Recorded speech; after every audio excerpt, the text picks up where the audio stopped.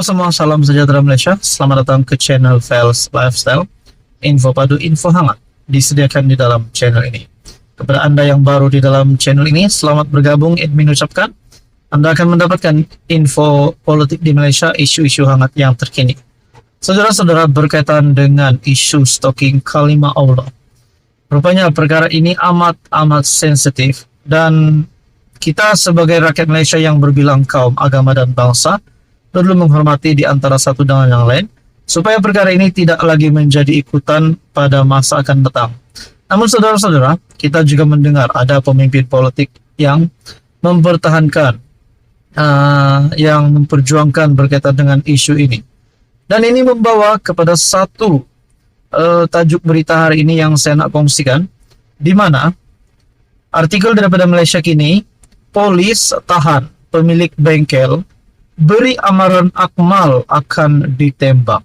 Mungkin kita boleh kata ini adalah satu ugutan untuk meragut nyawa Akmal. Di mana kita dapat lihat berkaitan dengan isu ini, Akmal antara yang paling lantang untuk mempertahankan. Nah, saudara-saudara, di dalam artikel ini pada 27 Mac, polis menahan seorang pemilik bengkel kendaraan yang didakwa membuat ugutan bunuh terhadap Ketua Pemuda UMNO, Dr. Muhammad Akmal Saleh. Ketua Polis Daerah Melaka Tengah, Assistant Commissioner Christopher Patit, berkata, suspek berusia 68 tahun ditahan di kawasan Kandang pada Selasa selepas pihaknya menerima satu laporan polis yang dibuat terhadapnya. Menurut Patit, laporan polis itu dibuat oleh seorang pesara berusia 62 tahun yang pada Rabu lalu yang mendengar suspek bercerita tentang Akmal ketika berada di bengkel. Pesara tersebut mendakwa suspek memberitahunya Ketua Pemuda UMNO itu keterlaluan dalam isu kekemat dan akan ditembak mati suatu hari nanti. Pengadu hanya berdiam diri dan tidak melayan lelaki tersebut sebelum membuat laporan polis karena tidak berpuas hati dengan kata-kata ugutan suspek dan bimbang keselamatan Dr. Akmal yang juga adun merlimau itu, kata Patit kepada media. Tambahnya, ketika disoal siasat, suspek mengaku tidak berpuas hati dengan kenyataan Ketua Pemuda UMNO berhubung isu kekemat.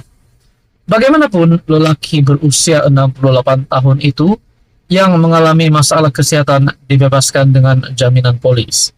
Kes disiasat mengikut Section 506 Kanun Keseksaan kerana ugutan jenayah yang boleh dihukum penjara sehingga 7 tahun, denda atau kedua-duanya sekali.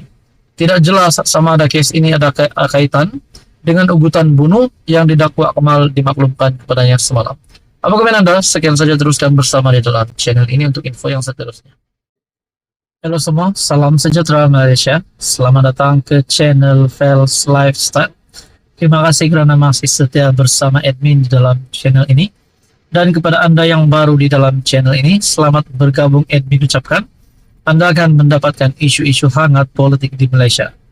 Saudara-saudara, tuan-tuan dan puan-puan yang saya amat hormati, ini satu keputusan mahkamah yang pasti menggemparkan seluruh politik Malaysia, pasti menggemparkan jerum besar di Malaysia dan semua kaki-kaki sakau, kaki-kaki perasuah.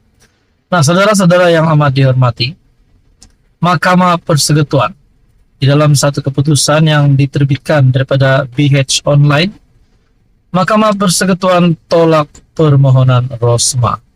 Di dalam artikel ini juga berkongsi, pada 1 September tahun 2022, Hakim Mahkamah Tinggi Muhammad Zaini Mazlan, kini Hakim Mahkamah Rayuan, memutuskan bahawa Rosmah bersalah atas pertuduhan rasuah berkaitan projek solar hybrid dan menjatuhkan hukuman penjara 10 tahun serta denda RM970 juta. Di dalam artikel ini daripada BH Online bertarik 26 Mac, Datin Seri Rosmah Mansor gagal mendapat kebenaran untuk merayu terhadap keputusan Mahkamah Rayuan berhubung usahanya mencabar kesahihan pelantikan mendiang Datuk Gopal Sriram sebagai ketua pendakwa dan membatalkan perbicaraan kes rasuah berkaitan projek tenaga hybrid solar. Panel 3 hakim Mahkamah Persekutuan yang diketuai Presiden Mahkamah Rayuan Tan Sri Abang Iskandar, Mahkamah Rayuan Tan Sri Abang Iskandar Abang Hashim menolak permohonannya dan memerintahkan beliau membayar kos RM30,000. Nah, saudara-saudara, adakah ini akan membawa kepada pemenjaraan yang nyata kepada isteri bekas Perdana Menteri, yaitu Datin Sri Rosmah Mansor ini? Nah, saudara-saudara, di dalam artikel ini menyebut lagi, Hakim Abang Iskandar berkata, permohonan Rosmah bagi mendapatkan kebenaran merayu tidak memenuhi syarat ambang Seksyen 96 Akta Mahkamah Kehakiman 1964. Tiada isu baharu ditunjukkan yang memerlukan pertimbangan lanjut, katanya, dan menambah bahwa selain itu juga tidak ada isu kepentingan awam untuk dipertimbangkan oleh mahkamah. Dua lagi hakim ialah Hakim Datuk Nordin Hasan dan Datuk Abdul Karim Abdul Jalil. Rosmah yang juga isteri bekas PM Datuk Seri Najib Razak memfailkan permohonan kebenaran untuk memulakan semakan kehakiman di Mahkamah Tinggi pada 24 Januari 2022 bagi mencabar kesahihan pelantikan Sriram sebagai ketua pendakwa dalam kesnya dan untuk membatalkan perbicaraan kes rasuahnya. Beliau menamakan Peguam Negara, Kerajaan Malaysia dan Sriram sebagai responden. Rosmah 72 mohon deklarasi bahawa pelantikan Sriram sebagai timbalan pendakwa raya kanan melalui 3 surat pelantikan masing-masing bertarikh 8 Julai 2020, 11 dan 21 Mei 2021 adalah menyalahi undang-undang. Beliau turut memohon deklarasi bahawa keseluruhan prosiding pendakwaan dan perbicaraan penuh kes projek solar yang berlangsung dari 15 November 2018 sehingga pembelaan menutup kesnya adalah tidak sah serta batal dan beliau perlu dibebaskan daripada semua pertuduhan mengikut Seksyen 16 dalam kurungan E dalam kurungan E besar Akta Pencegahan Rasuah Malaysia.